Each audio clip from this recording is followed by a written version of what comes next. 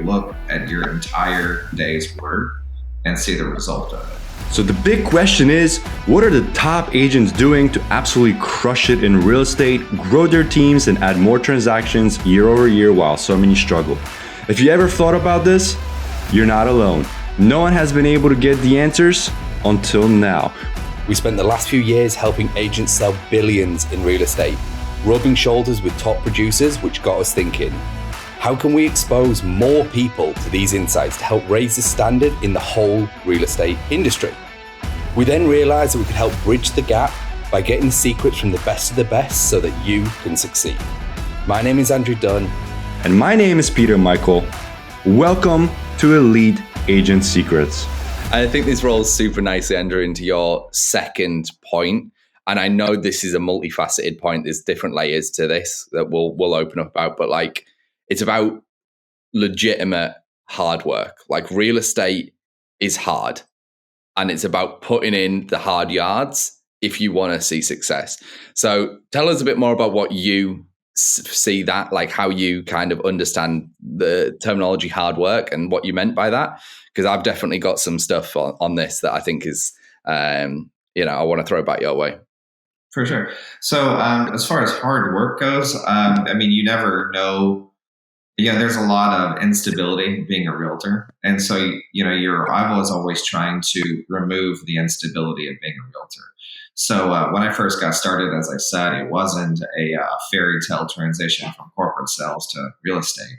It was really difficult. So there was times in my life where I've had 2-3 side hustles trying to make my career started. And there's a lot of people will say you can't make it without being a full-time realtor.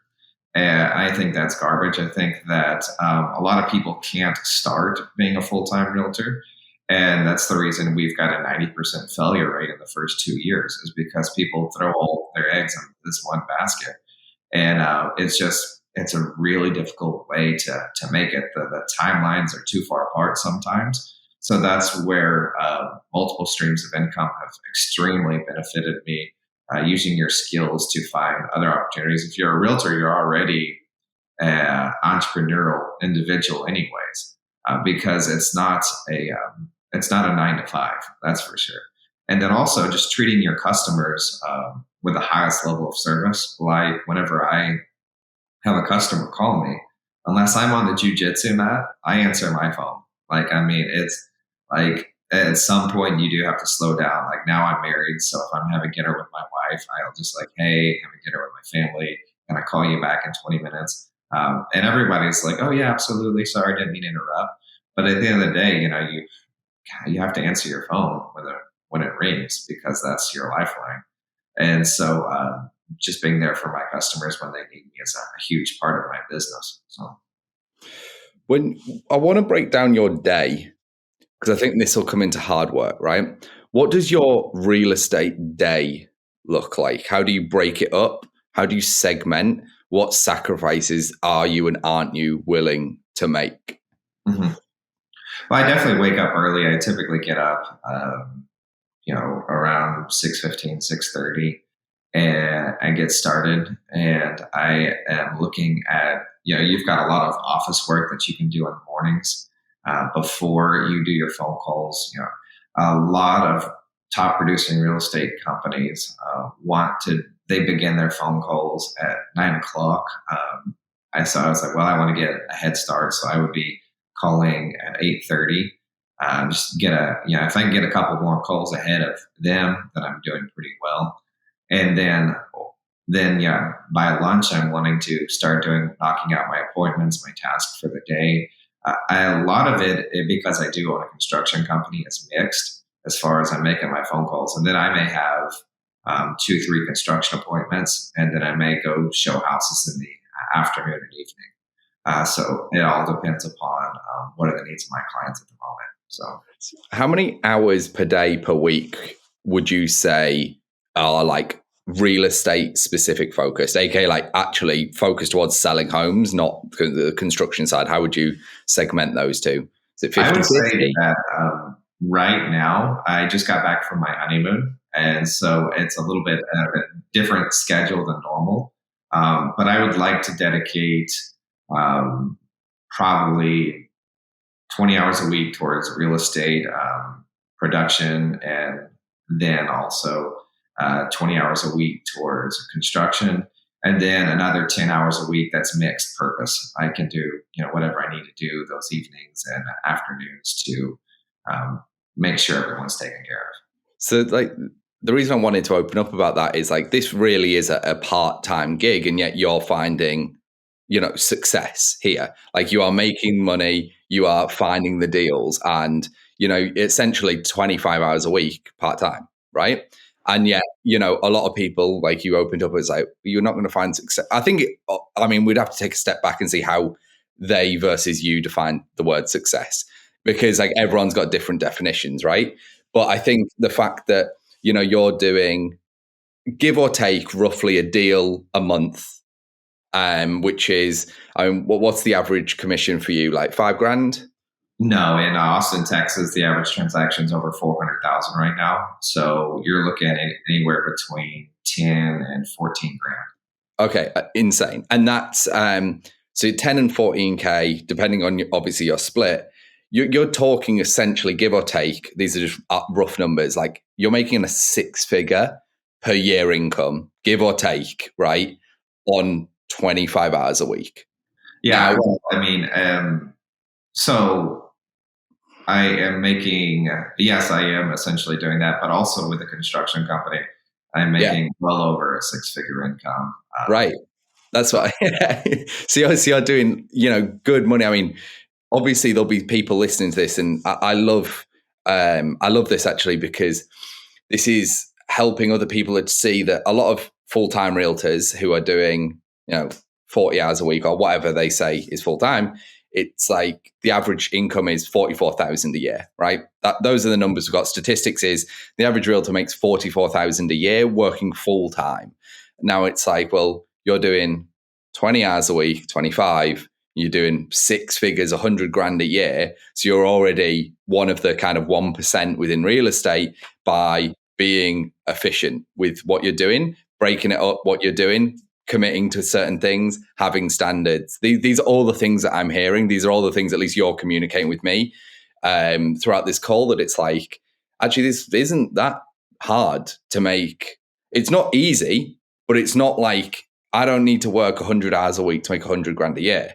Like I've figured out how I can do this and have, my marriage successful, work on my honeymoons, have a successful construction company, have a successful real estate company, build communities, throw events. Like these are hugely important and time consuming elements of someone's life. And you're juggling essentially 5, at least, that we're discussing things here that other people are like, it's just not possible. Right. So, we're calling them out. If you're listening to this, we're calling you out, because like it is possible. I think it's just it's not about hard work is hugely important. I think, and I'll open up. I definitely suffer from this from time to time, where it's like, oh, I worked 10 hours today. And then you actually like audit your day, and then you're like, I probably did like 3 hours of like really good work, and some days it's like the opposite, and you do a really solid day. And like today is, specifically is an incredibly busy day.